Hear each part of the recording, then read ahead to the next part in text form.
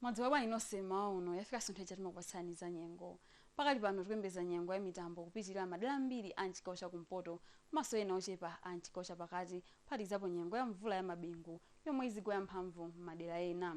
Tikuyembekezeranso nyengo ya mitambo yapatali komanso yopanda mvula kupitirira madera ambiri a mchigawo chakumwera komanso ena a mchigawo chapakati. Izi choncho kamba kuti dera lodzetsa mvula lotchedwa ITCZ lakhazikikabe chakumpoto kwa dziko lino kupangisa madera ambiri akumeneko kulandira mvula yamphamvu ndithu, pamene mpweya wa chinyontho chochepa omwe tikulandira madera ambiri a mchigawo chakumwera kupangisa madera ambiri akumeneko kukhala kopanda mvula. Moti mawa uno zosadabwitsa kwenikweni kuti nyengo yopanda mvula komanso ya mitambo yapatali kupitirira madera ambiri a mchigawo chakumwera, pamene nyengo ya mitambo ndi ya mvula ya mabingu ikupitirira mchigawo chakumpoto komanso madera ena a mchigawo chapakati. Kwafundanso mawa uno madera ambiri a mchigawo chakumwera pamene kwazizirako ndithu ku Lilongwe, ku Nchinji ndi madera ambiri a mchigawo chapakati ndi mulingo okwanira 16.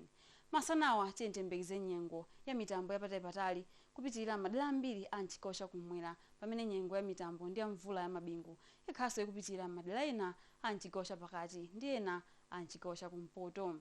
Tiyembekezerenso nyengo yotentha masanawa madera ambiri a mchigawo chakumwera, pamene kukhala kofunda madera ambiri a mchigawo chapakati ndi ena a mchigawo chakumpoto. Mawa uno munali ndine Tapewa Khota Kumutu. Khala nozindikira dziwani za nyengo.